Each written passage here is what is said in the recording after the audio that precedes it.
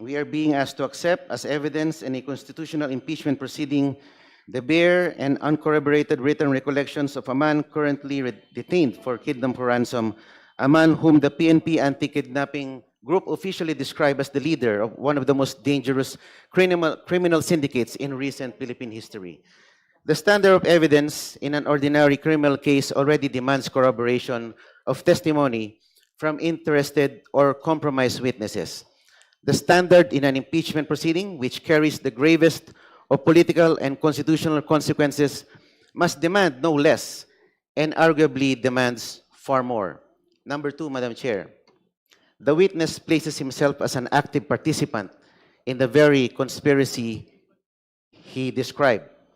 Madam Chairman, I wish to draw the committee's attention to a point that I believe has not been sufficiently examined. This witness is not a passive observer of the events he describes.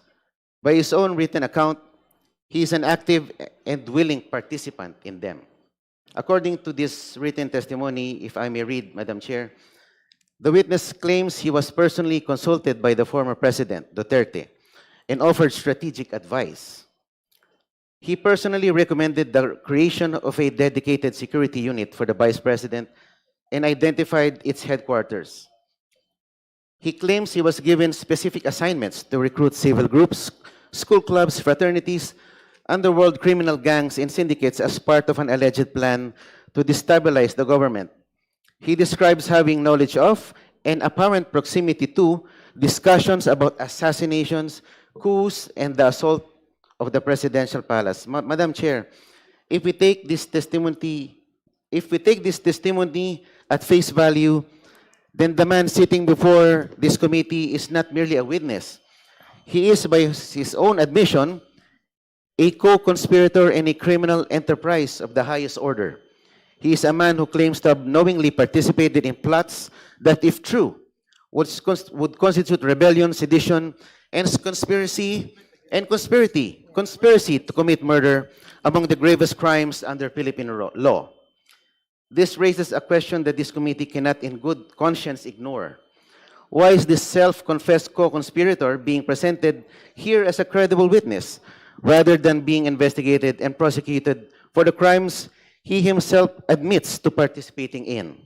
And more importantly, has this witness been offered any form of immunity, protection, or accommodation in exchange for this testimony? If so, this committee and the Filipino people have an absolute right to know. Ramil Madriaga stated earlier that his giving testimony to this committee is not in consideration of any offer coming from anyone. I make a manifestation, Madam Chair. The Honorable Chua. Thank you, Madam Chair. Madam Chair, we are not accepting everything that Ramil Madriaga stated a while ago as gospel truth. We are here to make clarificatory question with respect to the affidavit that he executed.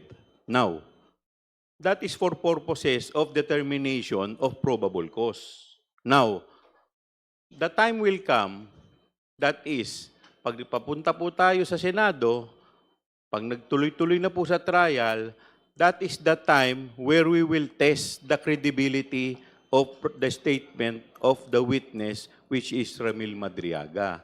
There, during the hearing, pwede po siyang i-cross-examine ng mga abogado. At hindi po tayo ang magsasabi dito kung yung salita po niya ay totoo o hindi. Ang magsasabi po niyan ay yung mga senator judges na tatayong hukom sa Senado. Kaya ang trabaho lamang dito natin ay tingnan lang kung may probable cause. Kasi kung ang itetest na po natin yung credibility, that is already trial, Madam Chair. Kaya nga po kanina, lahat po ng mga miyembro, kung mapapansin po ninyo, halos nakatikim po ng objection sa ating Madam Chair dahil yung mga tanong po nila ay wala na sa affidavit at yun po ang tinatawag na proving question na.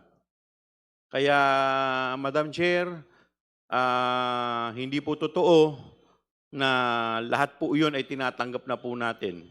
Hindi po porke pinagbigyan natin si Ramil Madriaga na magsalita, ibig sabihin po yun na ang katotohanan. Malalaman po natin ang katotohanan pagdating po sa Senado. Maraming salamat po. Madam Chair. Madam Chair.